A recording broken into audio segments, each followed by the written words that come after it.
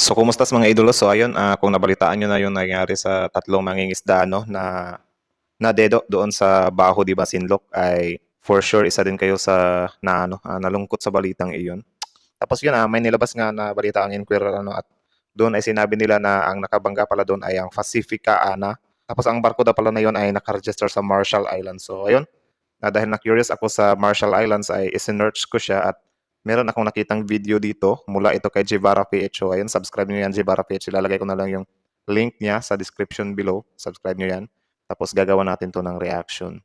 Dahil nga sa curious ako sa Marshall Islands kasi nasa Pacific Ocean daw eh. Tapos, yun nga, may kita akong title na Marshall Islands sa gitna ng Pacific Ocean. So, as you can see, title pa lang, parang maano ka ba na, nasa gitna ng Pacific Ocean. Ngayon, alam naman natin na napakalaking dagat ng Pacific Ocean, di ba? So, dito daw pala nagmula yung mga barko na nakaano doon sa tatlong mangingisda. So, ayun, nakikiramay tayo sa tatlong mangingisdang yun kasi kawawa naman. Nung paglabas nga ng balitang yun, walang ibang pinagbintangan ng mga kababayan natin Pilipino kundi ang China kasi nga alam nyo naman yung gigil natin sa China, di ba? Sila yung kumbaga primary na suspect nating mga Pinoy dyan. Tapos yun, malaman-laman natin ay mula pala ito sa Marshall Islands. So, yun. Bali, hindi to yung balita about dun sa tatlong mangingisda. Panonoorin lang natin ito kasi wala lang kung gusto nyo lang namang malaman kung ano nga ba ang bansang ito, ano nag-exist ba talaga to. Kasi meron din ako nakita na President of Marshall Islands, so it means meron din pala silang presidente sa lugar na yan kahit maliit lang. Tapos yun, bago natin simulan, kung trip nyo naman ganitong reaction video, don't forget to subscribe Francis Daily. Click nyo yung subscribe button at notification bell, tapos i-like nyo na rin ang video ito. So yeah, di natin ito patatagalin pa, simulan na natin bago pa agawin ng China. So yeah, let's watch this video! Hala, nag-YouTube ka. Siguro ay wala kang kasama. Like, subscribe kung need mo ng kasama. It's Francis. Pala, tara. Narinig nyo na ba ang Bikini Atoll? Atol. Ito ay isang maliit na isla na may pabilog na hugis. Ito yung isla sa SpongeBob na may tatlong palm trees na kung Bikini Atoll pala yun. Akala ko Bikini Bottom. O iba din yung Bikini Bottom tuloy. saan ang Bikini Bottom ay matatagpuan sa pagitan ng Bikini Atoll at Hawaii. Okay. Ginamit din ang SpongeBob. Bikini Atoll sa pelikulang Godzilla. Sa pelikula, nakatira ang Godzilla underwater. At dahil sa mga nuclear test na ginawa ng Amerika sa isla, ay lumabas si Godzilla at naging magsik.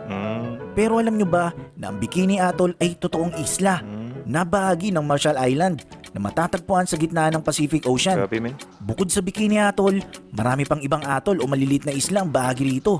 Kabilang na ang Ebon Atoll. Ito yung maliit na isla na pinaghintuan ni Jose Salvador Alvarenga nung nagpalutang-lutang ang bangka nito sa Pacific Ocean ng halos isang taon kung napanood nyo yung video ko tungkol dyan. Okay. Ang Marshall Island ay pinangalan sa isang British explorer na si John Marshall noong 1788. Tinuturing itong bansa at tinatawag bilang Republic of the Marshall Islands. So ito pala yung watawat nila. Republic of the Marshall Island. So bansa nga sila. Confirm nga, bansa nga sila. So doon nanggaling yung barko nila, no? Ang mga mamamayan dito, kinikilalang Marshall Island sa tawag na Joliet Gen Anij, na ang ibig sabihin Para lang din silang mga Asian, ano? Malamang Asian nga. Asian nga. Ba't parang? So yeah, Pacific Asian. Pacific Asian ba? O baka nga Asian ba? Correct me if I'm wrong na lang. Nakakalito eh. ay The Gifts from God. Okay. Ang Marshall Island ay parte ng Micronesia na isang malaking island regional group. Meron itong maritime boundary sa ibang states tulad ng Kiribati, Nauru at Federated States of Micronesia. Ang bansang ito ay merong 29 coral atolls at 1,100 Grabe, no? Puro coral atolls lang sila, no? 1,100 smaller islands and islets. 5 solid isolated islands. Parang di sila nakikita sa mapa, no? na sobrang liliit na mga isla. Kabilang din dito ang 5 solid isolated islands Chimo, na Mihit, Jemo, Lib, Mihit, Mejit, Chabot, Kili. at Kili. Ang bansa ay nahati sa 24 municipalities Uy, dami na humahawak sa lahat ng atolls at maliliit na isla rito. Dagat ba yan? Kabilang sa municipalities dito ay ang kapital nito na Majuro. Hawak nito ang halos kalahati ng populasyon ng bansa. Bukod sa Majuro, ang isa sa malaking lugar dito ay ang Ebeye na matatagpuan sa Kwajalein Atoll. Isa ito sa may pinakamalawak na lupa na may sukat na 16 square kilometers. Take note na 60 square kilometers. So medyo malaki-laki din, ano? Pwede ring lagyan ng tao. Grabe, nakakatakot lang dyan kapag mayroong tsunami ba or mga bigger waves kasi matatabunan talaga. 'Di ba? Tuloy. Kwajalein Atoll ay limitado lang nakakapunta rito. Usually mga Marshallese citizens lang at mga US military personnel ang nakatungtong dito. Grabe pati US, no? May mga authorized na nakapasok din dito ng mga iilang contractors at journalist. Ah, Ang bansa ay merong 30 na airports at airships. Ginagamit ito para mabilis makakuha ng supplies ang mga tao rito. Ang pinakamalaki grabe yung way of importation siguro nila, ano? Eh, meron talaga ako nakita na yung presidente nila parang nagsasalita. Tuloy. at main international airport dito ay matatagpuan sa Majuro. Ito yung Amata Kabua International Airport. Karamihan sa mga tao rito, para makatawid sa kabilang atol o malilit na isla, gumagamit sila ng charter boat. Ang iba naman, gumagamit ng maliit na plane. Ang kagandahan Sana all may maliit na plane, di ba? Ang gaara lang. kasi rito, di masyado magkakalayo ang mga atos at isla sa isa't isa. Nag-average lang ang mga layo nito sa 15 to 50 miles. Ang interesting dito, ang Marshall Island ay dating teritoryo ng US at naging fully sovereign state lamang noong 1986. Talaga ba? Grabe yung US, daming alam. Ganun pa man, malalim ang relasyon ng dalawang bansang ito at nagtutulungan ito sa pagpapatakbo ng bansa. Okay. Alam nyo ba ng dalawang bansang ito ay may pinirmang kasunduan na tinatawag na Compact Free Association Agreement. Grabe, ano? Meron din pala silang kasunduan. Ayos.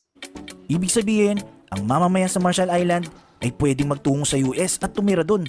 Ganun din ang mamamayan ng US pag nagpunta ito sa Marshall Island. Merong Damn. access ang Marshall Island sa ilang service department ng US, habang ang US ay naglagay ng mga military base sa Marshall Island. Grabe, no? Daming alam talaga.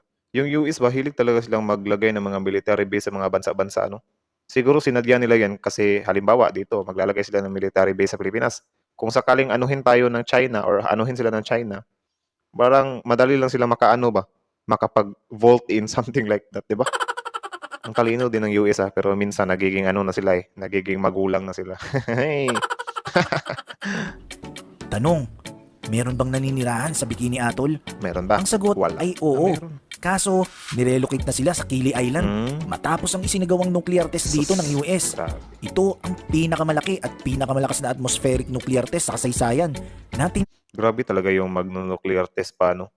Tapos yan, halimbawa ganyan, yung mga corals natin dyan or yung mga isda dyan, kawawa naman, di ba? Tinawag na Castle Bravo. Diba dito naging magsiksik Godzilla sa movie matapos ang malakas na nuclear test? Kung titingnan mo nga ng malapitan ng satellite image sa Bikini Atoll, makikita mo ang malaking crater na iniwan ng malakas na pagsabog sa atolls na to. Grabe, min. So, pinatamaan pala nila. Grabe talaga. Isa din tong US, para din tong China at saka Russia. Napakalilikot ng mga imahinasyon. Inaano yung Earth. Kinikilit. Meron pang isang isla sa Marshall Island na walang nakatira at bawal na bawal bisitahin dahil sa malakas na radiation na meron dito. Mau ba? Ito yung Iniwatang Atolls. Nagtayo kasi ang US dito ng Radioactive Containment Dome na kilala sa tawag na Cactus Dome. Sa Marshall Island, ang sukatan ng yaman dito ay base sa laki ng pagmamayari mong lupa. Okay. Ang mga tao rito ay nakadepende ang kanilang maiinom sa nakukolekta nila mula sa tubig ulan. Pero Grabe. Ulit, tubig ulan lang yung iniinom nila. Tapos, inaano nila sa malaking ay parang base sa laki lalagyan. ng pagmamayari mong lupa. Ang mga tao rito ay nakadepende ang kanilang Grabe, mino. So, tubig ulan yan. Parang iniimbak lang nila. Kala ko swimming pool, Talaga ba? Gara na. maiinom sa nakukolekta nila mula sa tubig ulan. Pero noong 2013, nagkaroon ng matinding tagtuyot sa lugar. Kaya agad na nagdeklara ng state of emergency Yun lang. ang bansa. Ang gobyerno ay nag-distribute ng solar water purifier para masuportahan Talaga ba? Meron din palang solar water purifier. Ay, kagipar. So, yung sa dagat pala, gagawin nilang purifier. Correct me if I'm wrong. ng pangangailangan sa buong komunidad. Alam nyo ba na ang 60% sa yearly budget ng Marshall Island ay galing sa tulong ng US? Ang populasyon sa buong Marshall Island ay nasa 54,000 na katao. Uy, dami rin 54,000 people tapos 60% ng galing sa US. Ang gara naman nun. Tuloy. Kalahati rito ang naninirahan sa Majuro na kapital nito. Out of the population, ang majority at around 92% ay kinikilala na purong Marshallese. 6% dito ang nalahian ng ibang nationalities at 2% naman dito ay mula sa ibang lahi ng Asia. So grabe. Meron din, kasali din pala yung Filipino. Marunong din tong mga Filipino. Paano napadpad yung mga Filipino doon sa Marshallese? 92% daw yung nila, lahi nila na pure doon, tapos 6% yung mix. Talaga ba? Tulad ng Filipino, Chinese Gara at ng Pinoy, Japanese. American dollar ang kanilang currency dito. Oh, ayos. Tapos yung kanilang plug outlets American style din. Dalawang official language ng bansa, Marshallese at English. Sana all English. Ang mga mamamayan dito ay mula sa lahi ng Austronesian. Kaya nga mapapansin na ang mga tao rito sa Marshall Island ay mapagkakamalan mong mga Pinoy dahil sa mga itsura nito. Kaya nga yung first impression ko talaga, mga Pinoy talaga sila, men. Damn. Bagamat ang Marshall Island ay tinuturing na bukod na bansa, dahil sa Compact Free Association Agreement, ang ekonomiya nito ay nakadepende sa US. Grabe, men. Marami-rami na rin ang mamamayan ng Marshall Island ang nag-migrate sa US dahil sa climate change na naranasan ng bansa. Kaya nga isa din yun sa yung climate change kasi problema sa tubig tuloy. Halimbawa na lang pag tagtuyot, talagang malaking perwisyo ito sa kanilang kabuhayan. Tama. Pag tag-ulan naman at may bagyo, Katakot halos din. malubog na ang buong isla. Damn. Ang kinaganda sa bansang ito, kahit mahirap, marangal ang pamumuhay ng mga tao rito. Tama. Hindi katulad sa ibang bansa tulad ng Somalia na para makasurvive gagawa ng kung ano-anong illegal na bagay tulad Yun ng din. pagiging pirata. May video na rin akong ginawa tungkol sa mga piratang yan sa Somalia. Check nyo na. So yun lang, hanggang doon na lang. Subscribe nyo yan, Jibara PH. Yung link niya nasa description natin. So yun pala yung Marshall Islands, men. Ngayon ko lang yun nalaman. Actually, yung first impression ko talaga sa kanila ay para sila mga Pilipino. Tapos yung nalaman-laman natin na 2% sa kanila ay from Philippines, yung lahi. Grabe yung mga Pinoy pumunta talaga doon para magpalahi. Tapos yun nga, yung nangyari doon sa Baho de Masinloc, yung nakaano sa tatlong mangingisda na dedo ay from this island. Kakalungkot man, so wala na yung kwan. Pero papanagutin naman din yon. Dapat naman talaga silang managot doon kasi tinakbuhan lang nila, guys. Tapos ayon nga sa explanation doon ay madilim daw. Pero yung tinakbuhan pa rin. So yun, ano ang masasabi nyo sa munting islang to? Marshallese or Marshall Island? At least, di ba? Nadagdagan yung bagong kaalaman natin nadagdagan. Kasi ngayon ko lang din yan nalaman na meron palang islang ganyan. Islang ganyan. Nagulat na lang ako ba nung nabanggit sa balita na Marshall Island sa Pacific daw. Tapos yun, na-curious ako, nag-search ako, tapos ito yung nakita ko. So ayun, maliit lang din pala sila. Meron na silang 54,000 na mga naninirahan doon. Ewan ko, anong year na to? 2022 pa to, so 1 year ago, baka nadagdagan na din yun ng 9,000, something like that. Wala naman akong datos. So ayun, kayo mga idolos, comment down below kung ano masasabi nyo dito sa munting isla na to. Tapos salin nyo na rin yung opinion nyo doon sa tatlong mga mangingisda na dadedo, di ba? Kawawa naman. So yun lang, hanggang dito na lang. Namangha lang talaga ako. Nag-reference pa ng ng SpongeBob. Tapos yun, yung isa pala yung nuclear test ng Amerika ba? Grabe, no? Yung iniwang malaking crater ba? Damn, katakot nun, men. Tapos yun nga, nagiging talaga yung mga tao, no? Grabe yung curiosidad ng tao. Sagad namin. Tapos yun lang. Yun lang yung ko sa Marshall Islands kasi sobrang lang din naman ng kwento. Nakabuod lang naman siya. So siguro pag may mahanap tayong ibang video, i-react din natin yun. So ayun. Hanggang dito na lang. Francis Daily, subscribe nyo.